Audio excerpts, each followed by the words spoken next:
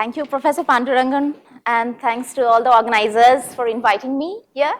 It's a marvelous place to be. The campus is very pretty, and it's something. I mean, blockchain is something very close to my heart. I've been observing the trends in blockchain for a while, and I have learned it in a very hard way.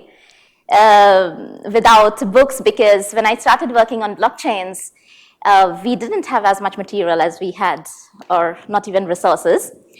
So today's talk will be mostly from first principles. I will try to use first principles to explain many things, and mostly intuition behind many of the concepts underlying blockchains.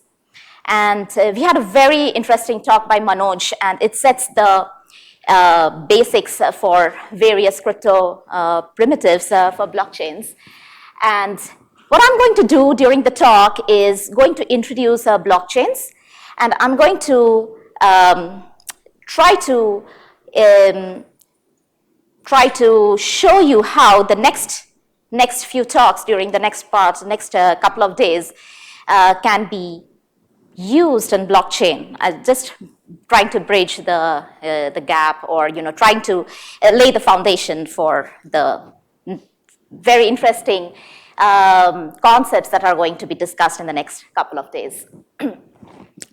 So this talk will be on a little bit on Bitcoins. The reason for this is that Bitcoin has very simple construction, and the beauty of this thing is that beauty of Bitcoin is that, with all the fallacies, all the attacks that has been around, it has still sustained. It is an amazing fact that even in spite of many gaps that are there, it has sustained for a very long time, 12 years now, 2008 to 2020. And a lot of research, very good research, excellent research has come up, because there has been a lot of work done in blockchain in general. And another good thing that has come out of this very specific application is that a lot of concepts in cryptology, a lot of concepts in distributed systems, distributed computing, and a lot of concepts in game theory and so on, these are being seen in new light.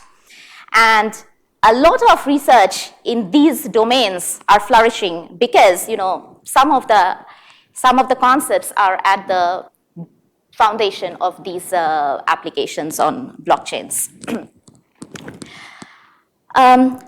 So just to give a brief background of how things evolved, when we look into Bitcoin, we see that none of the concepts were as such new. All these concepts were quite old.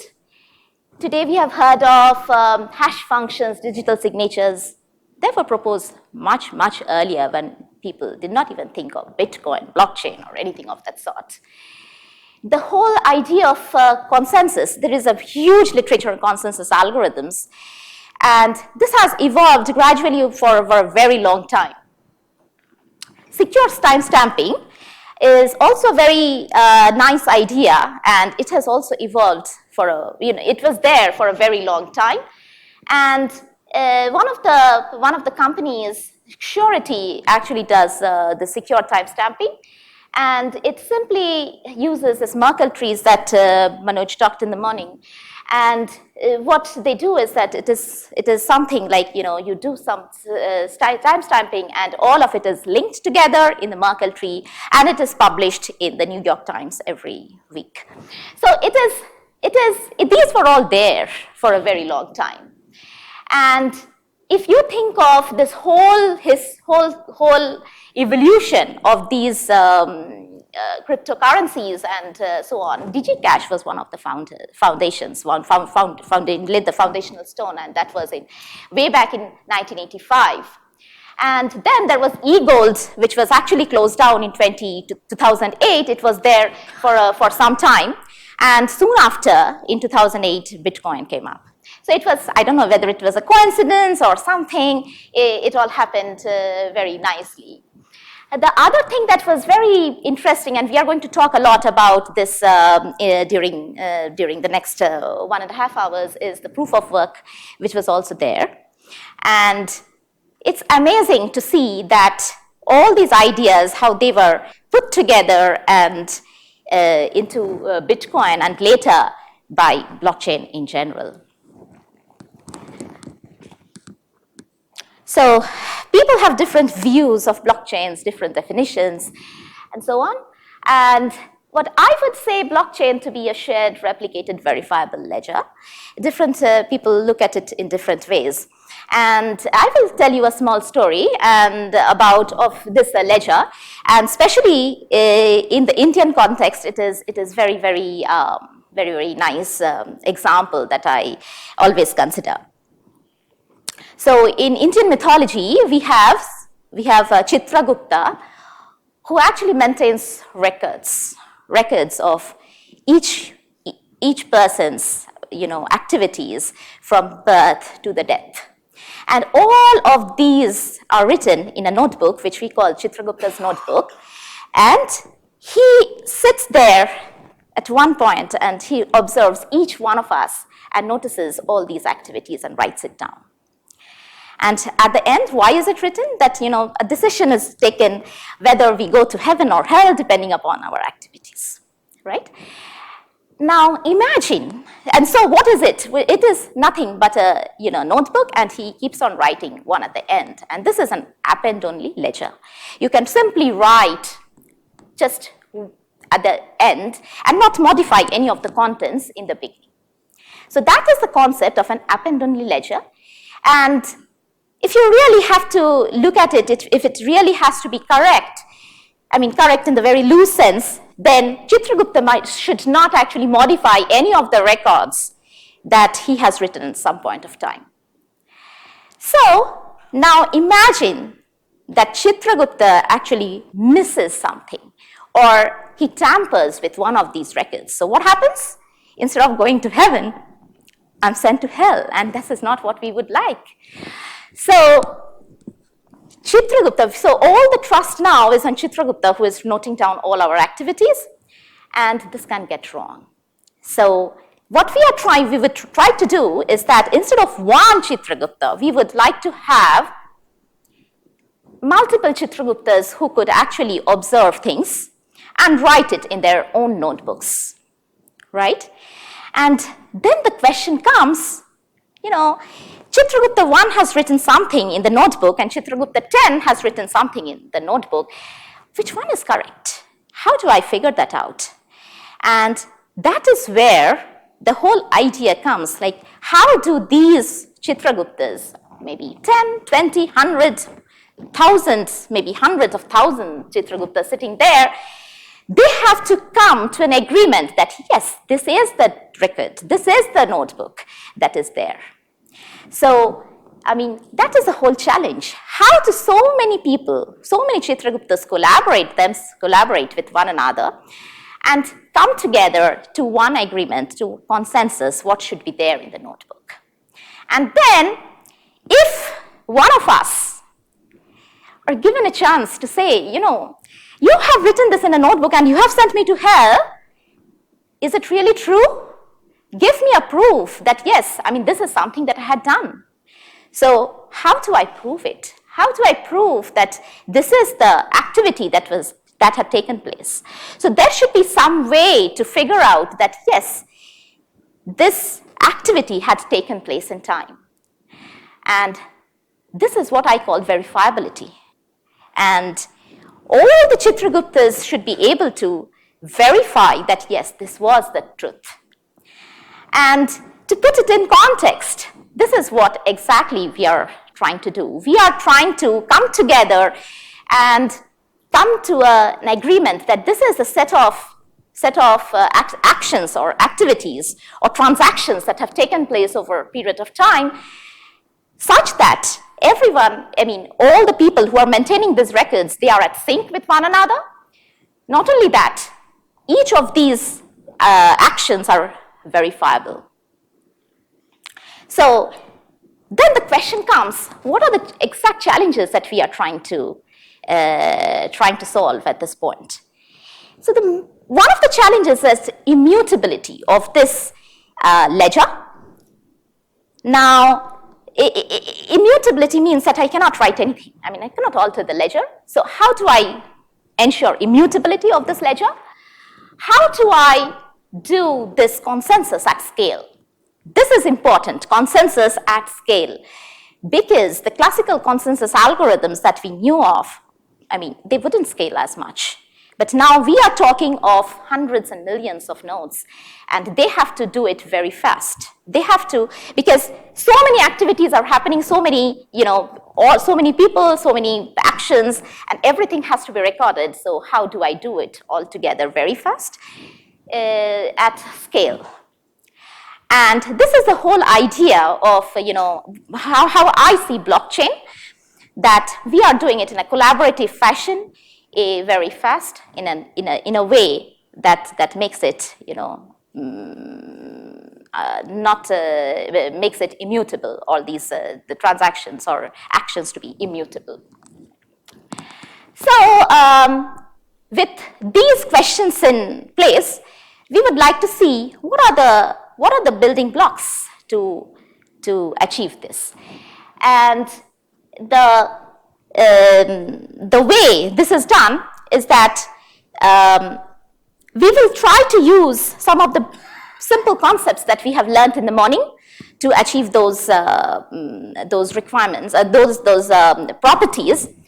And there are certain requirements. Scalability, so when I'm talking of at scale, so yeah, it has to be, it should be scaling up with the number of people, number of activities, number of transactions that are taking place.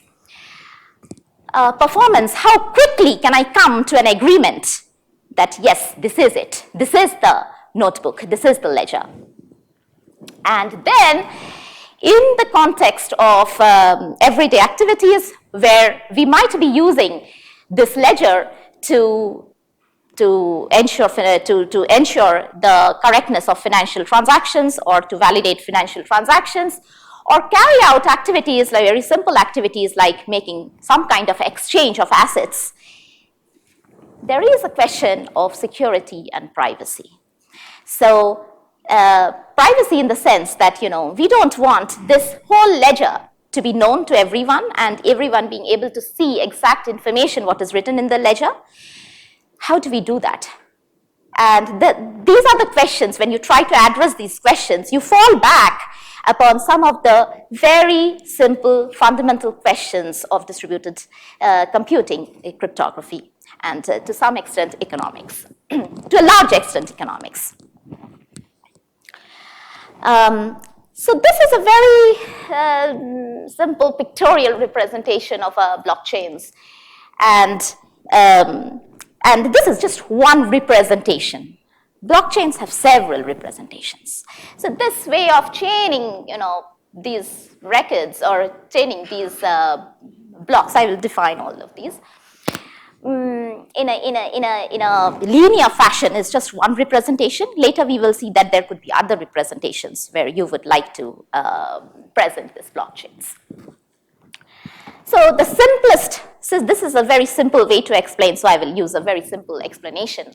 So essentially what we saw in the morning, so we have these blocks, and the first thing that we want to do is to ensure the immutability, in the sense that if we have some activities, some transactions that are happening, we don't want these transactions to be modified. So the main idea is that if we have a block, this block should not be tamperable. And the way this is done is to link it with the next block, and the next to next block, and the next to next block, in such a way that if you change this block over here, if you change this block over here, you have to change the content of, if you change this block over here, you have to change the content of this block and all subsequent blocks. Now observe that this entire blockchain is not in one node. It is not in with one party. It is with multiple parties. So if one party changes, it means nothing. Everyone has to reflect this change. And that is the challenge. If I modify, what is the guarantee that all of us will modify? All the people who are maintaining this blockchain would modify. And this discourages people to actually modify the records because there is no use. Or even if someone does, it really does not make any sense. So the way things work is that you typically club together many transactions. So here it could be any transaction, and I will take the simplest example of financial transaction because it is easy to see. But later I will talk of applications which actually are beyond financial transactions. So you put together transactions in a Merkle tree that we saw in the morning, and you keep this information, the Merkle root over here. And the important thing over here is that how do you chain the blocks is that you keep the hash of the previous block over here.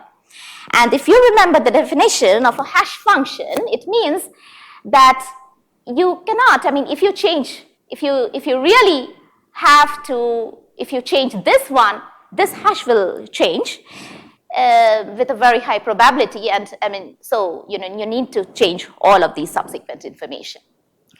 And you will see that there is a timestamp and many other information written on this blockchain, and it simply says when this block was created. And why is this nonce is something that we are going to see next. I'll just pause and say that if you have any questions, please interrupt me. No, don't wait till the end. I will skip these two because we have seen all of it. So one of the things that we need to keep in mind is that suppose someone is creating a block and putting it out. So all of us would be creating blocks, we would put it out. Now, whose block will be accepted? So that is the question. And first of all, why will I at all create a block? I mean, I should be given some incentive. Why will I do something without an incentive? So there are two things over here. Whether I'm getting incentivized for doing a task, and the second thing is that which block goes first. And that is where this whole thing comes, the nonce comes into picture, is that not just will I put forward a block, I have to solve a puzzle which is a difficult puzzle, and not all of us will be able to solve this difficult puzzle. And that is where, that is a challenge. Like, whoever solves this puzzle will be the winner. And as the winner will get some benefit or some incentive. So a simple way of doing it, it's very elegant because you change this nonce. You just keep on changing this nonce until you meet some, until you are able to solve that puzzle. So typically what you do is that you hash this information such that this meets this particular criteria. This value is set by the system, and it is modified by the system based upon other factors. And you go on checking this nonce. And in doing that, you are actually doing work. And that is the whole concept of, a proof of work. So you are giving a proof by solving a puzzle. You have to say that, yes, you have solved the puzzle, and that proof should be very easily verifiable. So the verifiability should be very, very fast, but it will take you some time to compute the proof, and you just cannot compute it. You have to do some work in order to solve this puzzle. And that is what is actually done in the proof of work. And this concept is a very marvelous concept, and it was not just formulated by Satoshi Nakamoto in the Bitcoin paper. It existed long back, and in the concept of spam emails. And the nicest thing about it is that when Cynthia Dwork and others proposed this concept, they were actually fighting email spams, and over there the idea was the same, that a spammer or to send a mail, you have to solve a puzzle. Now, if some spammer wants to send hundreds and thousands of emails, then they have to solve many, many puzzles, and no one would like to do as much work, right? So it would actually demotivate the spammers to solve, to send spam mails. But so the beauty I feel with Bitcoin is that how well all these nice ideas were put in together. No, I mean, that is remarkable. And during my talk, I'm also going to say that Bitcoin is not provably secure. There are a lot of gaps. We will see many attacks. But the good thing is that you see so many nice concepts in there. Now, the difficulty level is such that it takes approximately 10 minutes to solve the puzzle. And why is this 10 minutes? Because Bitcoin has a way of incentivizing people, and it is that, you know, if you create a block, you will be given some incentive, and new coins are generated when you give some incentive, which is actually the mining process, and you wouldn't like to give, you know, incentives, a lot of incentives. Now, as I mentioned, this verification is fast, but the problem with this is that you have to do a lot of hashing, and this consumes a lot of power, and naturally, you know, this is not very friendly way when you think of the environment. I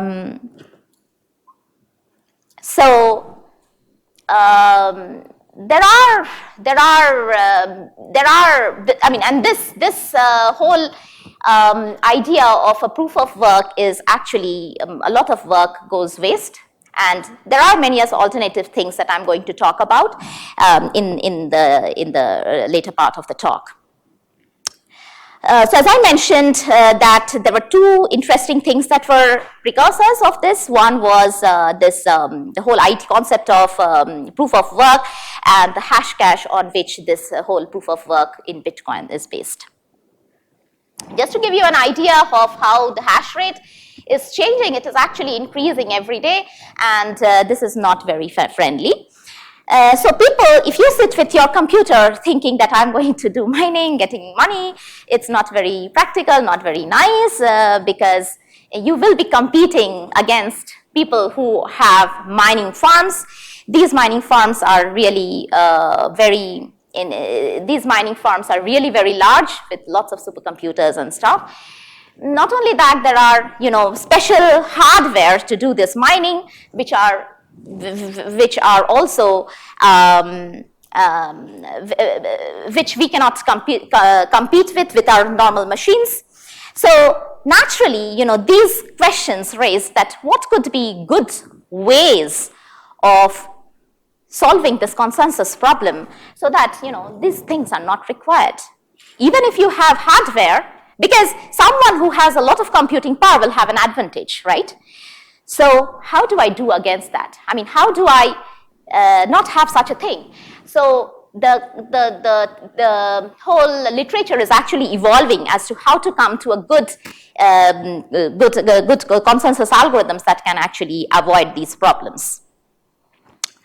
Now coming to the bigger problem of all these cryptocurrencies, all these transactions, all these blockchain is that of double spending, which means that I give the same amount of money to two different people.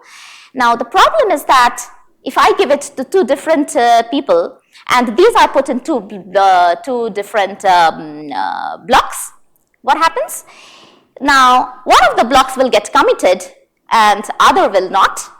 So it is not that I give you first, I give A first, and then I give B first. It might be that the transaction which contains my transaction with B is actually mined first, so it comes first.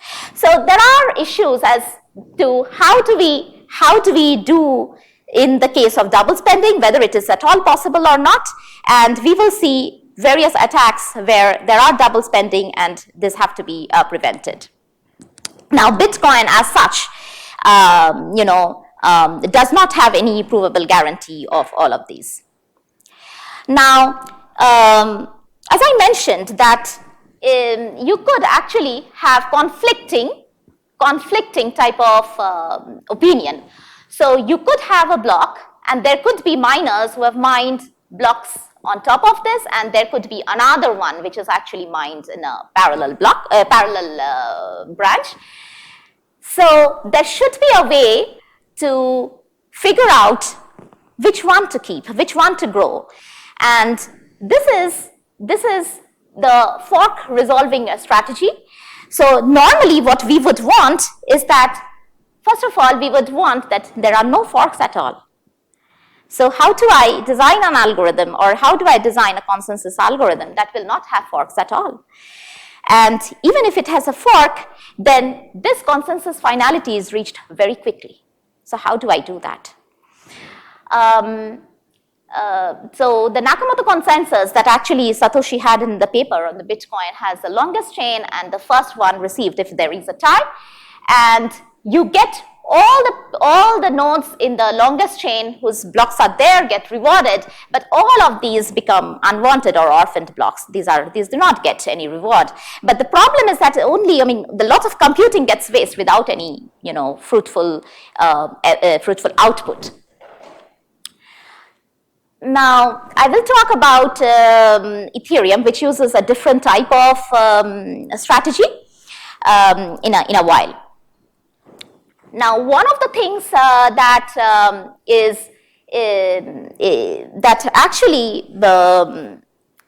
one of the attacks that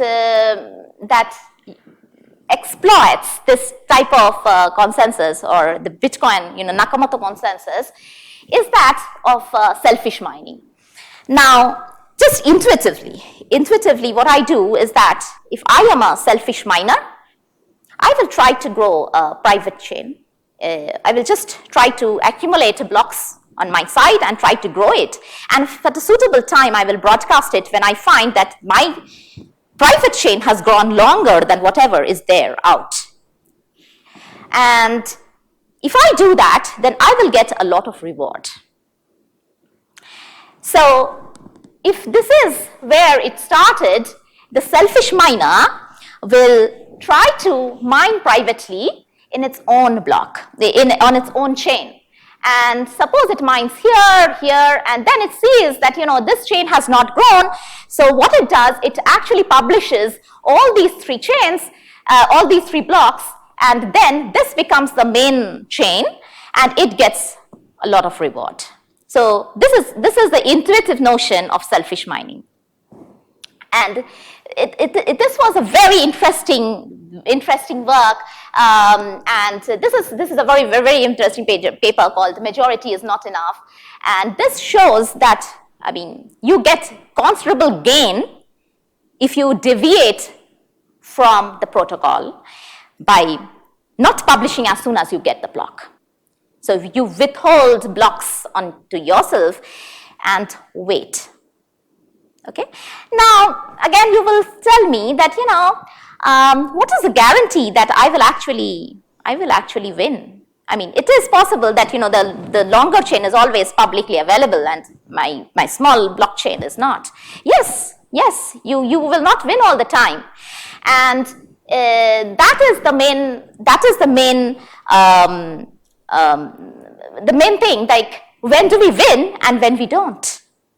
And it depends upon several factors, and this paper actually analyzes all these parameters on when will I win and under what circumstances. So the way this works is that there are, depending upon how much I have on my private chain compared with what is publicly available, I define something called a lead, and I actually define a transition. I have a state transition diagram, or design a state transition matrix, which actually says that with what probability I will go from one state to the other. And then analyzing the gain, I try to find out what gain I would have by mining in a private chain. I am able to figure out whether at all I will make some profit or not. And the good thing is that, or the bad thing I think is that that the selfish miners actually have a high probability of winning, and it says that, you know, if you have alpha resources with yourself, that is the selfish miners have alpha resources with themselves, and if gamma be the honest ratio of the honest miners who choose to mine on the selfish miners pool. So, you know, an honest miner can mine on either of the branches. It can mine on the selfish miners branches, or you can mine on the honest miners branches. Then they can show that, you know, if you have you know, with a 33%, if you have only 33% of resources at your end, if the selfish miner has 33% of resources at its end, it can still make it profitable. It can make more profit. And what does it mean is that if I know that by deviating from the normal protocol I can gain more, then more and more people will take the selfish mining strategy, and that is going to shift the equilibrium. So, you know, people will try to be dishonest, try to become more and more dishonest. And so the whole Nakamoto Consensus works assuming that, you know, there are 50%, at least more than 50% of the resources being controlled by honest people, and so it kind of topples. Now, there has been several, you know, studies which actually improved these bounds and results, and there was a follow-up work called stubborn mining in 2016, which actually said that, you know, stubborn mining is good, I can get more gain, but if I mine a little bit more aggressively, then I can gain more. So why not? And in selfish mining, you always stop when your lead is 2, meaning that you have this difference between the existing one and what you have mined privately is 2. You will reveal the private blocks. They said, you know, mine for any length, you will actually win. And the certain circumstances that they actually gave, the parameters that they defined later based upon various experiments. So this actually laid the foundation of these, the previous paper actually laid the foundation of not only selfish mining on Bitcoin, but also selfish mining on Ethereum and other proof of work type blockchains. So it was a very interesting work. And this gives you some idea of how stubborn mining actually improves over the existing selfish mining strategy. A couple of years back with a master student, Showman, we did some work where we said that, you need not be always taking a selfish strategy or an honest strategy. You actually take a more opportunistic study. You take a more opportunistic strategy, saying that, even if you are selfish, you can sometimes be honest. So selfish means not just privately mining and then publishing, but I can do both. I can actually publish on the being honest. As soon as I get the block, I will publish it, or I might do it in a selfish way by actually keeping these blocks with me. And we showed that the gain in this case would be much more than what the stubborn strategy and what the selfish strategy and the stubborn strategy actually gave us. So this actually says that, the gain is much more, with the treatment was the same that we also did, we defined some states and the state transitions. The states were now very different, but then we got some results which actually says that, honest strategy or the honest strategy, selfish strategy, and if you take the rational strategy performs better than the existing ones. So what does it actually, lead us to? It actually says that if you try to behave dishonestly, then, you will get more gain. But it also says that that the existing strategies that you have, with the existing strategies that you have, and the existing scenarios that you have, users tend to actually mine in pools. So to tend to mine, put to joint effort and try to mine together. So if you observe, then there are certain pools that actually get more share, or they have more computing resources, and naturally they can get more share of the Bitcoin incentives than the others. And these are also dominated by a certain number of countries. It's unfortunate or fortunate, I don't know, but it has strange implications on the whole dynamics of the Bitcoin, because Bitcoin originally was conceived for a democratic type of settlement, but this is not that.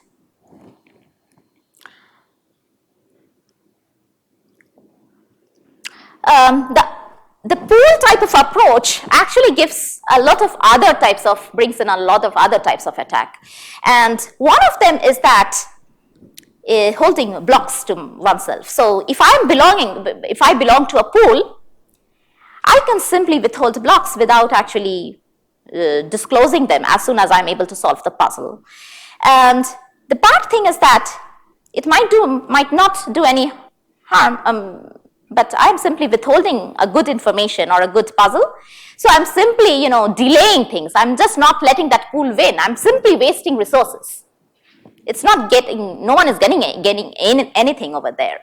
But it could also be that I belong to pool A, and pool B actually gives me some incentive that, if bribes me in doing to commit such a crime.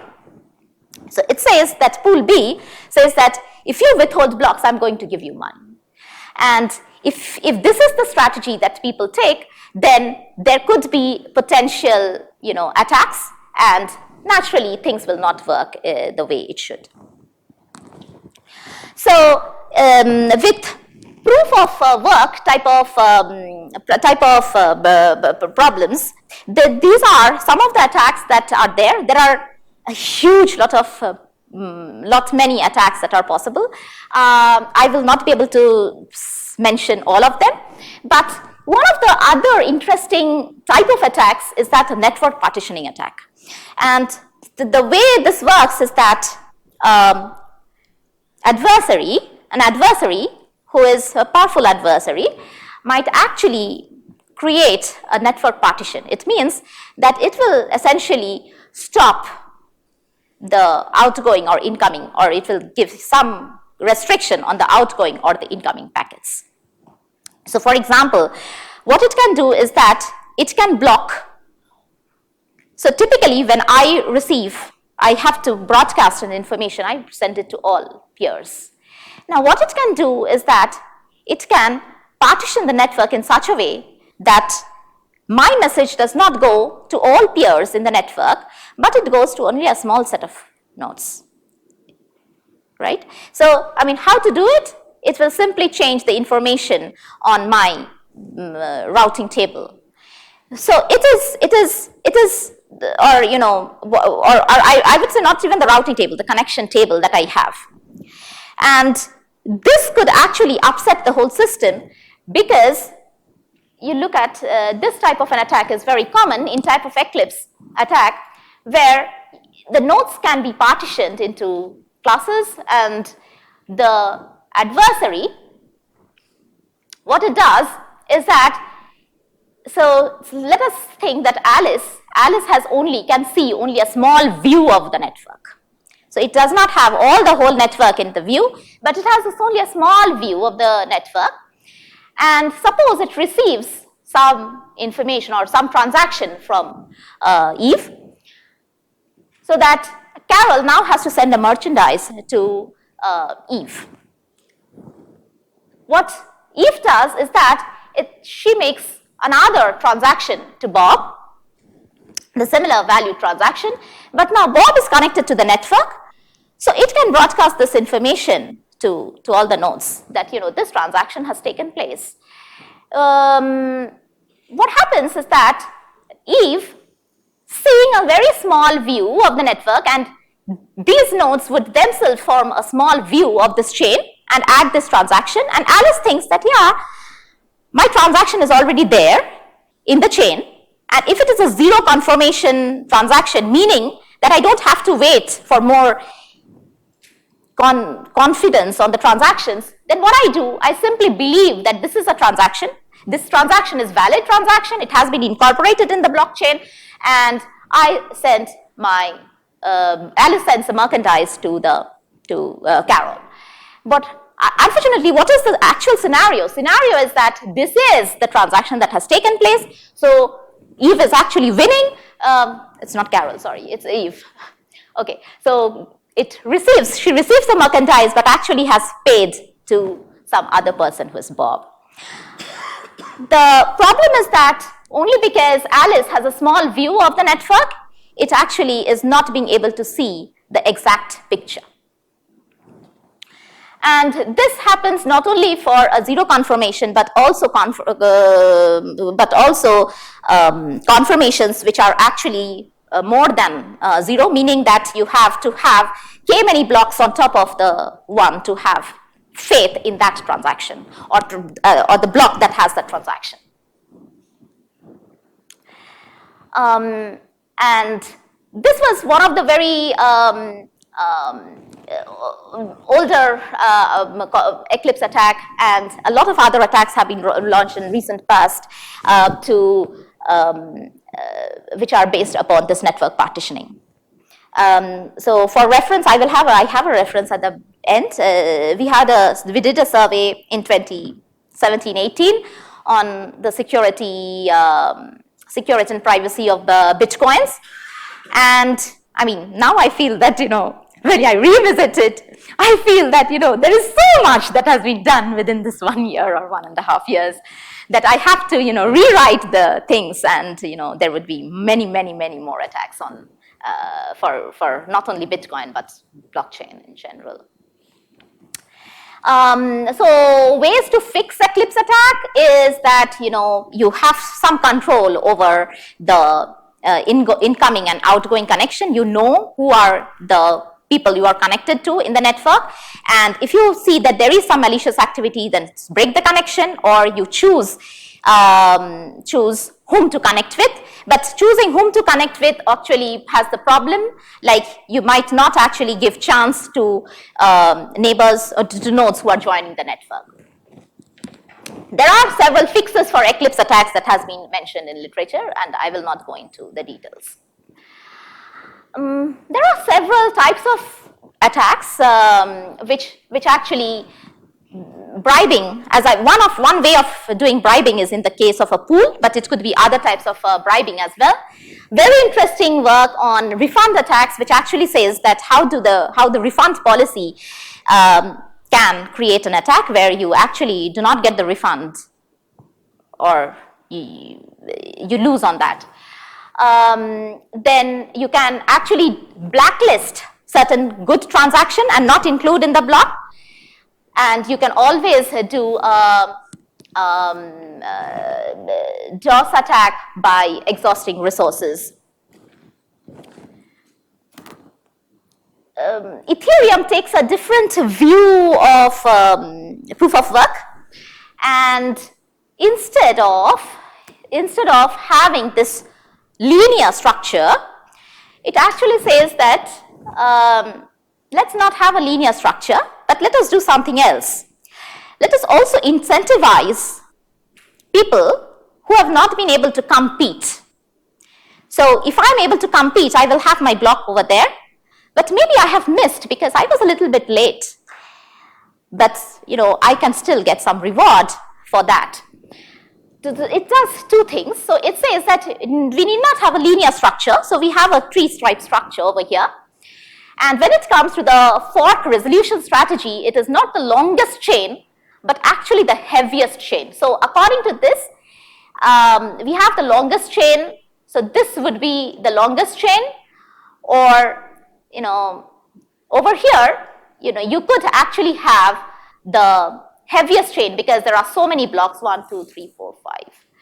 1, 2, 3, 4, 5. Over here, 1, 2, 3, 4. So this is the longest chain. So a new block would have been added here, but instead you would actually add here if it is according to the Ghost protocol that Ethereum uses. So it says that the greediest, heaviest observed subtree is to be the winner. And very interestingly, this Ghost protocol was actually there was another modified version of Ghost protocol which actually says how much incentive to give. And okay, so one of the things that I should mention over here is that not only do the nodes in the chain get incentive, but we have certain type of block who are called uncle blocks who also get incentives. So if this is the parent, then this becomes an uncle. So this is for board B, 3D is a parent, but this is an uncle, and the uncle block is also given some incentive. And modified Ghost protocol has some curious numbers there as to when you get an incentive, when an uncle gets an incentive, and how much incentive to give an uncle and to a normal block.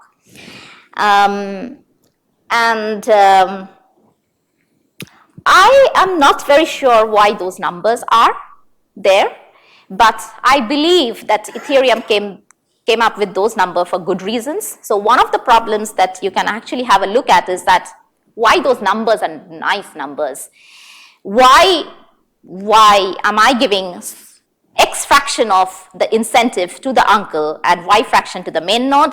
Why am I going only to an uncle of depth 2 and not more? So these are the questions that people ask, and if you would like to do a systematic study of this, then that would be a good, nice problem to do with. But this would also, what I like about it is that you can do it from first principles.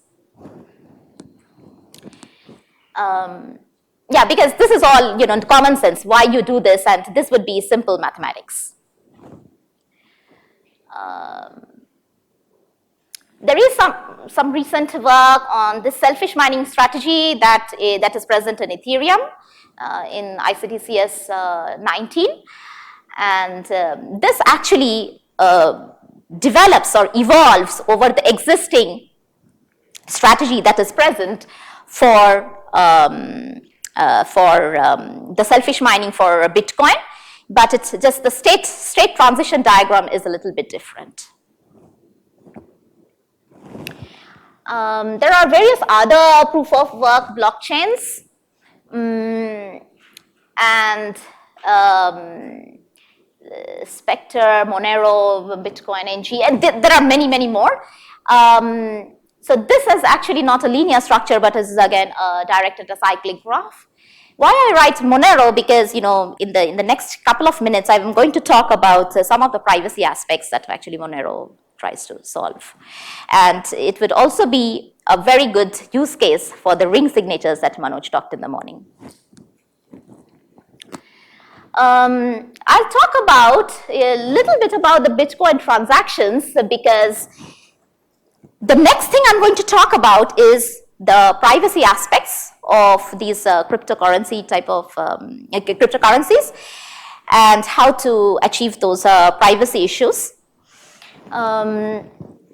So if all these numbers actually bothering you, you don't have to look at the numbers.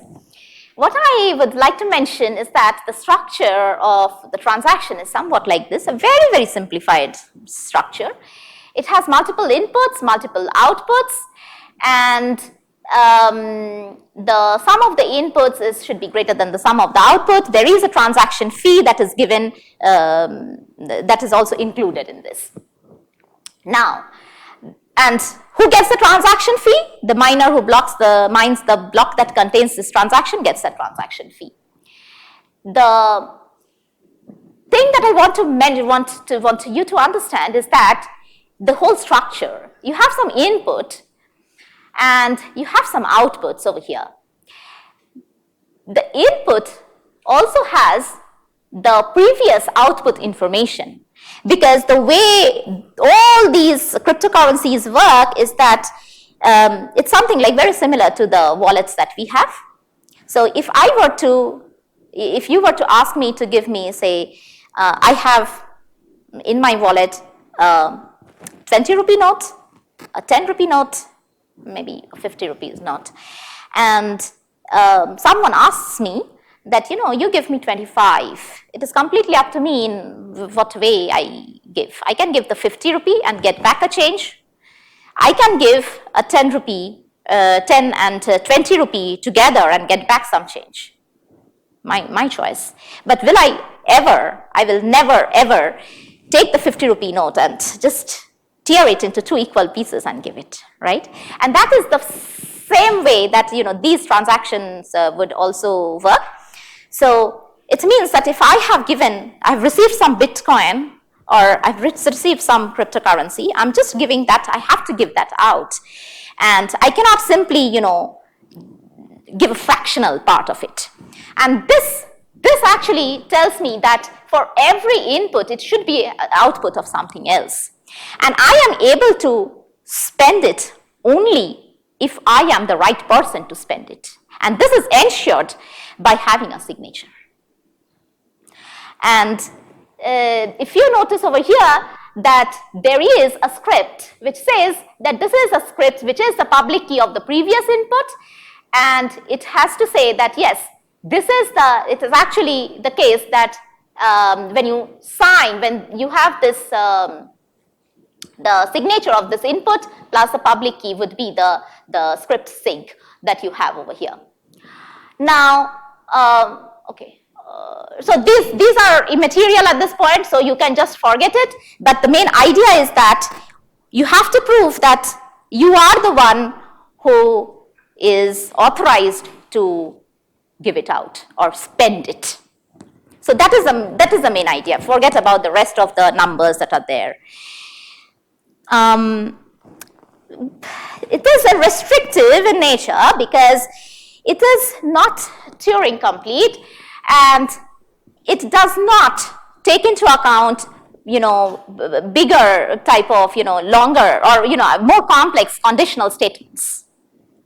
It cannot handle loops or anything of that sort. And it was done partly in Bitcoin because they did not want it to get into, infinite loop condition or anything of that sort, because that would be very, very tricky to solve. And just as a note, let me tell you that Ethereum does this by having the concept of gas or gas cost, which actually says that, yeah, you cannot go on infinitely computing. You have to stop because that's the limit that is set by the gas that is present. And I'm not going into more into details of how Ethereum does it using the concept of gas.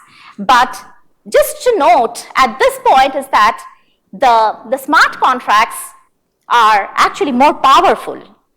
And the smart contracts are powerful on their own because these are simple. These are like simple contracts. Now, if you have a simple contract, a legal contract, what happens is that to interpret that legal contract, you have to go to the court of law, right, to get an interpretation. And most of the contracts are written in natural language. And by design, natural language is actually ambiguous in nature. So it depends upon the interpretation as how you interpret this legal document or the contract. And naturally, lawyers make a lot of money by interpreting it nicely. I have told this to seminars and law schools, and they were not very happy about it. And they were cursing me, but I told them that, one of the good things, being in law is that you can also start looking into interpreting legal documents using smart contracts. And I have read somewhere, and there's a lot of effort that is actually going into interpreting legal documents into machine readable, machine interpretable documents, but it is not very easy because translating from a natural language to something very, logical statement is not a very easy problem. But then this is also a good research problem to really look at. The other problem is that if you just have a smart contract, it means nothing. only if you have the blockchain, because someone has to verify that contract, that this statement has happened because this other event was triggered. The question that comes into picture is that what if I report an incorrect what if I interpret it incorrectly? Who is going to blame me? And that is where the smart contract on the blockchain makes sense. That if you have the smart contract on the blockchain, then it is not just one person verifying it, but it is multiple nodes verifying the document. And then if the majority is honest, then you get an honest interpretation of that. However, there has been several attacks on the contracts, the smart contracts that have been written, for example, for Ethereum and other smart contracts. And there is a very nice survey on the attacks on the Ethereum smart contracts, a bit old, but it also has a lot of use. I mean, one of the good ways of solving these problems is to use formal methods. And we are not going to talk about formal methods here, but there is a whole lot of research that is going on in this direction by using formal methods of for translating and automatically verifying these type of contracts. I'll take a small pause. So next thing I'm going to talk about the privacy issues. If you have any questions, or maybe I should move because I have only half an hour. I should move. So all these transactions that we were talking about, all these were, if you're initiating a transaction or sending something from one person to the other, these are all not identifiable as individuals, but you have certain pseudonyms associated with these entities. And not only that, one entity can have multiple such addresses or identities. And so people thought we are all fine. Bitcoin is all privacy preserving. We don't have to worry. But it was observed that you can make a lot of connections, just by looking at the transaction pattern, and this has been exploited quite a bit in order to actually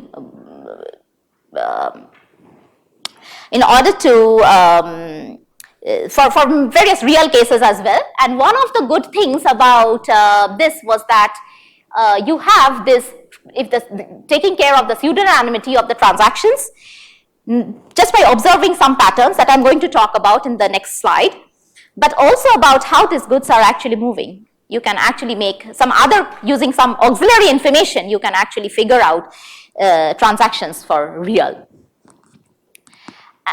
So there is this interesting work that appeared in PETS 2018, which actually says that how do you track web payments and make sense out of it. So they use other auxiliary information as well in order to de-identify individuals. And the simple patterns that I'm going to talk about, simple patterns. These are very simple patterns that are being used. For example, if you have a transaction of, say, 1 rupee or 1 BTC or something, and you give to A2, that is an address, almost 999 of that BTC, and this user to be just 1, with very high probability you can say that this was a change that A3 that was given as this money was given as a change to A3, and possibly A1 and A3 are the same people. It's just guess. Similarly, if you actually say that, if you have two such payments going from two different addresses to the same address, then possibly these two were given by the same person or same individual for a particular purpose. These are all possibly, there's no guarantee that this is what happened, but by observing such patterns in the blockchains, a lot of things have happened. I mean, you could actually cluster transactions. You could figure out that who are the rich people in the network, more powerful people who are controlling the resources.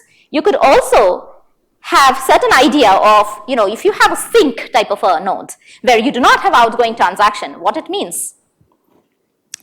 And if you have only outgoing transactions and no incoming transaction, what does it mean? It could possibly be a exchange where you are actually giving out some cryptocurrency and getting some fiat currency in return. So making such, good linking between and observing transactions, you can get a lot of insights into the whole system as such. So here again, there's a lot of analytics coming into picture. So what I feel good about blockchain is that you look into blockchain, you will get problems. You will get all sorts of problems. And if you are, a computer scientist or a mathematician, you will see that, wow, I have so many things to solve. And by carefully actually choosing or seeing the linkage between two different problems, I think there is a lot of great work that is being done and will continue to be happening in this domain. And this is what linking it as a scale actually does. And this was an excellent paper, a little bit old, but it actually said that you could actually pinpoint to certain individuals based upon certain auxiliary information, and by observing patterns mostly, that you could make a lot of insights into these networks.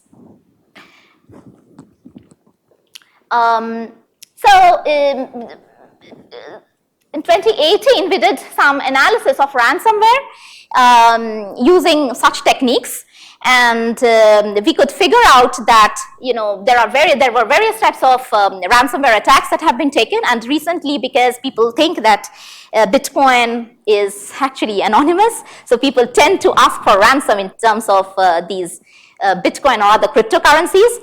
But since they are not completely anonymous, and you could make a lot of you could get a lot of insights into it, you could also figure out how much payment and what sort of payments were made. And we did a systematic study of these ransomware ransomware attacks that had taken place and the scale of these attacks.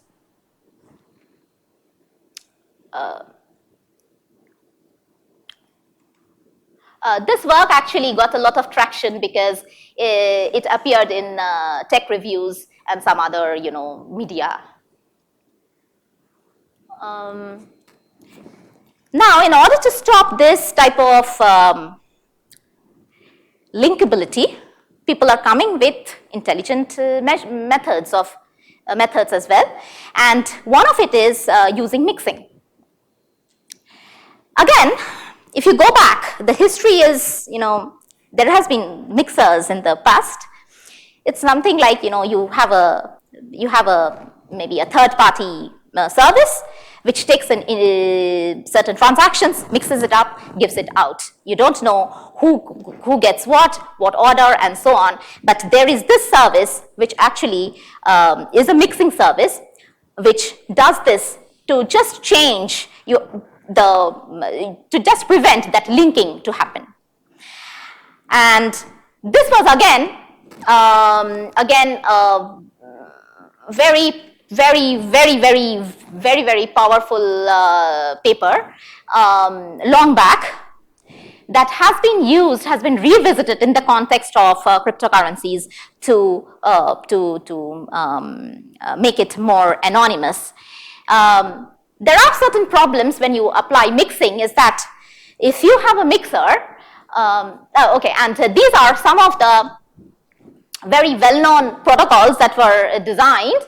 The coin join, which was a central mixing service. It actually took some inputs like this and mixes it up and sends it as, if you have two transactions, you mix it up like this and you send it out. However, it is a very simplified picture. There are a lot of conditions that you have to impose when you are mixing. Like you should have the transactions of similar dimension or similar value. So coin join was a central mixer, but then what happens with this third parties is that how much do you trust this third party? And what if this third party actually steals the money, right? It can actually, it knows all the transactions that are happening. It can simply steal the money, or even if it does not steal the money, it knows exactly who gets what. Okay, so it's again the third party service, so you wouldn't like that. And Mixcoin was another mixing service that said that if you commit a threat, then you are accountable for it. So if there is a threat, but this does not prohibit a Mixcoin mixer to actually not know about the transactions. Okay, so it still knows the transaction. If it steals, then it is accountable. So that is with the mixed coins. So Tumblebit, it actually says that you can do these transactions. You can do this transaction, but the mixer is oblivious of what is happening. And the Tumblebit construction that was there, it actually uses the zero knowledge protocols that you have seen in the previous talk. So, I mean, these constructions that were there, the commitment, zero knowledge that you have seen before, these are all applied when you want to achieve a mixer or a mixing service. In fact, all these mixing services, they would actually need some proof that things have happened in the correct way and that it is not revealing some information. Similarly, there were other protocols. So this coin shuffle uses secure multi-party computation. So what I'm trying to actually say is that the whole blockchain literature, if you see it as such, with some simple things to do with first principles, it is not always good enough. You have to have a set of tools to achieve the functionalities that are really desirable. You cannot do everything from first principles, and this set of tools is something that we are going to see in the next couple of days. And having a bigger tool sets actually helps you to solve more problems that are actually present in the practical, to deploy it in practice. And this is a very nice, this I've copied from this paper, the Tumblebit paper. It actually says, it compares many schemes and says whether it prevents threat, whether it is anonymous, whether it prevents DOS attacks. So, you could simply send many transactions to the mixer and then suddenly vanish. What happens?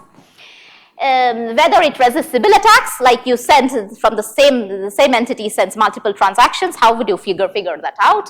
How long it takes you to mix, whether it is Bitcoin compatible or not. Just making one point at this stage is that most of the crypto techniques that we possibly use to achieve all these functionalities, these are not compatible with the existing cryptocurrencies that we have or the blockchains that we have. So one point to remember is that there could be two approaches when we are designing blockchains.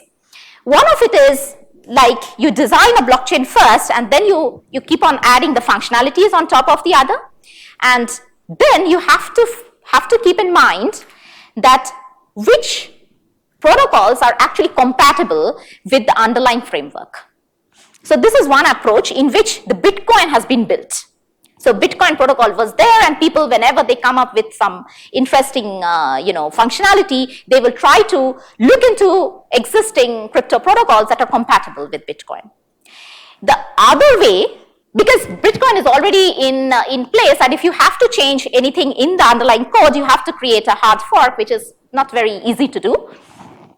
The other way that current blockchain research is going, and that I see is very, very interesting, is that people try to design the blockchain from top down, okay, whatever you call it.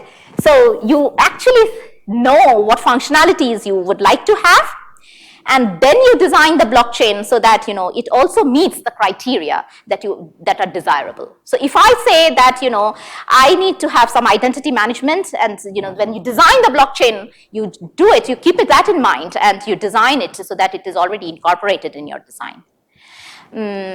I think that's an excellent approach, because if you look into internet, we have seen that there were a lot of glitches that happened because internet was built using the other way, doing the other way. You had the internet, and then you were actually seeing that there is a security threat, there is this threat, that threat, and you were actually using, trying to build on top of it. But if you look into the recent proposals for having internet architectures, you will see that people are building it the other way around. I like the other approach, but it's not very easy to do. So I'm essentially touching on things that will be covered in the next couple of days. So ZCash, so none of these, the other techniques were actually fully anonymous, and ZCash also has problems, but this ZCash actually uses something that we saw in the morning, the ZK snarks, to ensure, to have anonymity of the transactions. So, anonymous transaction of variable amounts, and hides transaction amounts and the value of coins that are held by the users. However, we will also see that the ZK snarks use some kind of a trusted setup, which are not very interesting choice for cryptocurrencies, because trusted, when it comes to trusted, I think there will be more discussions on this, so I will leave this out. I'll talk of Monero, because Monero actually uses privacy for privacy which are actually enforced using ring signatures. So it says that if you have multiple users, you do not know who has made this transaction from the set of the keys that you have, which key was used, or which user actually made this transaction. I'm saying it in loosely speaking, that is a very powerful tool. It is based upon the ring confidential transactions, and it uses some kind of range proofs and commitments, which we might also see in the next couple of days. And there are certain zero knowledge proofs called the bullet proofs that are used in this Monero. So just to set the context that this is a very well-known cryptocurrency that is in place. It is actually functional. It has a lot of crypto underneath it, at the foundation. So the last thing that I'm going to do is talk about, mostly I have been talking about the proof of work type consensus. So I will just spend, maybe 10 minutes on the other type of consensus that are present. So there are a couple of things that we need to ensure, is that the liveness and the safety property. So we have to have the requests from the clients which are eventually processed, and that you have to have, if you have an honest node acceptor value, then everyone accepts it. And so you have to converge to the same decision.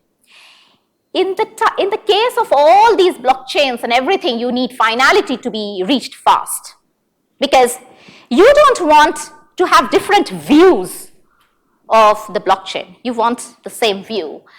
And this has to be done at scale. So this is where the traditional consensus algorithms were not sufficient. This is just a definition. I'm not going to talk about it. But the traditional distributed consensus algorithms, they were,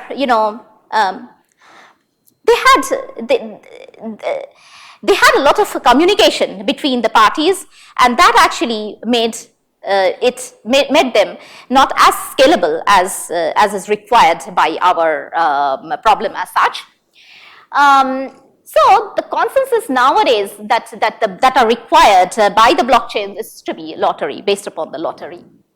And there should be, so essentially what happens is that you have to choose a committee or a member who would actually propose a block, and everyone, have to vote whether it is okay or not. If it gets enough votes, then it becomes a block, very loosely speaking.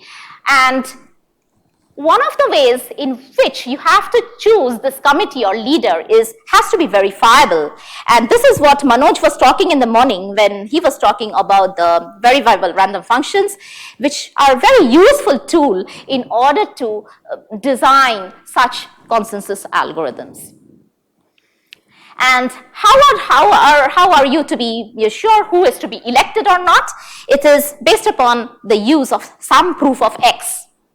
In the case of proof of work, it is that, you will be chosen if you have a high computing power or if you do a lot of work. And in the case of proof of stake that I'm going to talk about, it is based upon how much stake I have in the system. And there are a lot of these X that are there in place now. You have proof of stake, proof of authority, proof of space, proof of elapsed time. I'm going to talk a little bit about each of them.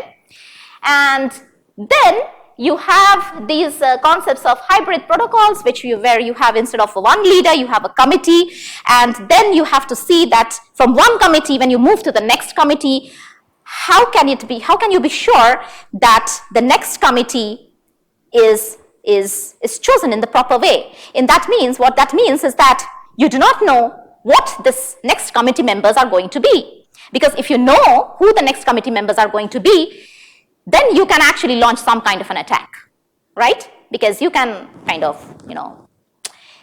try to get hold of them in some way.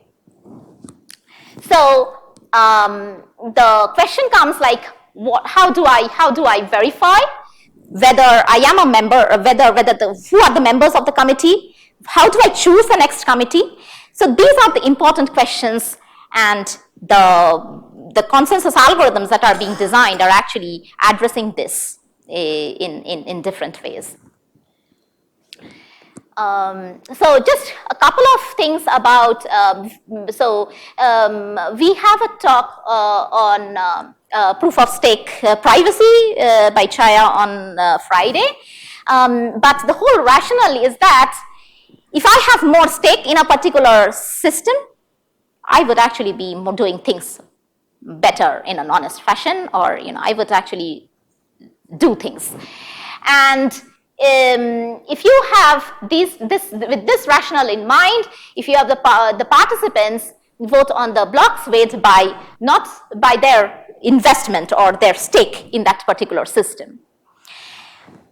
In order to select the leader from the stakeholders, you have to, so the one who has more stake, you will consider their choice to have more weightage. Their choice to have more weightage. And the only assumption over here, like the majority of wealth is controlled by honest nodes, just like you had in the previous case that most of the computing power was in the hands of the honest players. And you could have a public leader election, you could have a private leader election. In the private leader election, you can verify whether you have been chosen as a leader or not, and this is more visible to the participants. There are many things to take into account when we try to use these kind of election algorithms. And for example, whether the leader that is chosen is, you have to, the mechanism should actually take care that when the leader is chosen, the leader is not offline or it's not sleeping. There has been a great deal of interest in this type of, in those election algorithms where you simply have to figure out whether you are leader or not, and then you prove to the committee, and this is what Manoj was talking in the sortition. And the sortition has been, this whole idea actually comes way back, I think from it was practiced in Greece or something. Greece? Yeah, okay. So all these concepts that we see now, they were there. You have to, like, it is there. I mean, I always say it's there. We have to figure out that what to use, how to use it. I'll take another few minutes. And there are very interesting, nice protocols which actually use this proof of stake algorithms in very, very nice fashion. So the main thing is that you propose something, but you have to also analyze that it works. All these algorithms have very, very well formally analyzed. And one of the things that proof of stake, the generic, the normal problems that do not address is privacy. I think, Chaya, you are going to talk on this problem. Because, if I know the stakes that everyone has, because I have to say that, yeah, this is my stake, and, you have to take my opinion, then you are actually revealing a lot of information. So how do I account that? There are already methods that have been, protocols that have been designed for this. However, the proof of stake has a number of other problems, like nothing at stake problem, the grinding attacks, and some long range attacks.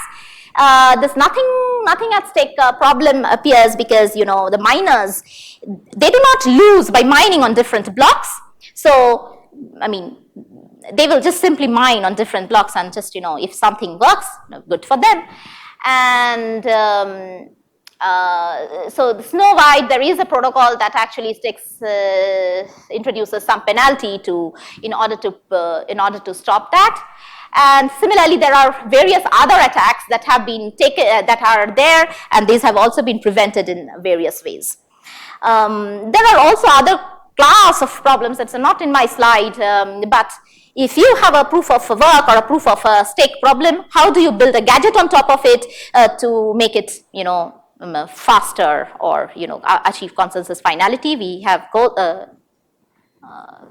Casper FFG protocol, which actually does this. It is on top of the proof of work type of problems. This is a very nice picture. I have borrowed it from this paper, Consensus in the Age of Blockchains. Unfortunately, there are many, many missing arrows, but it gives you a very nice idea of how things work, how they look like. So you have the various types of classical approach, and then you have the approaches nowadays that you are taking for various type of leader election, for having or even how do I ensure the scalability of the whole system. This is the last slide before 2 slides. This is about whatever I have talked till now. Whatever I have talked till now is on permissionless system. It means that, it's a kind of an open system. You can join, leave, participate, transact. This is not, the type of blockchains that are used for enterprises are different, and naturally their purpose is also different. And this is just a glance of many of the things that I have borrowed from this source about the type of applications they are looking at, what type of cryptocurrencies they are they have what's called consensus algorithms and so on, because even these problems have a lot of crypto challenges that are there. For example, if you look into the Hyperledger fabric protocol, you have to figure out that there are certain assumptions that you are making, that I have the proper certificates, I'm able to I'm able to do certain I'm honest. I mean, that is the main assumption that they are making, because they have a predetermined set of users whom they can trust. But there are many challenges even with these enterprise blockchains, which will not really work if you actually have a application in mind. One thing, do I really need a blockchain? First question, if you are designing an application. And you can look into various types of applications, and you will see that there are a whole lot of work that is being done in this particular domain. And of recent, I mean, blockchain for social good. Now everyone is talking about AI for social good, so why not blockchain for social good? I don't know what exactly problems will be there in that domain. And some of the problems are with scalability. So my tomorrow's talk is going to be how to scale blockchains using off-chain transactions. Post-quantum blockchains, because this is something that is that will be required, might be required, will be, I don't know, will I say might be, will be. But anyways, all the crypto that are nowadays used in blockchains are I will not say quantum resistant, so not many of them or any of them. So how do I design post-quantum blockchains? And various problems around privacy and foundational problems in cryptology and distributed systems. I think these are, blockchain is a very good applications which has opened up new directions into various basic CS foundational aspects. So this is a wonderful time to do research in blockchains. Here are some reference. I wouldn't be able to give this talk without the help of my students, who actually are a marvelous lot, and some funding from various funding agencies.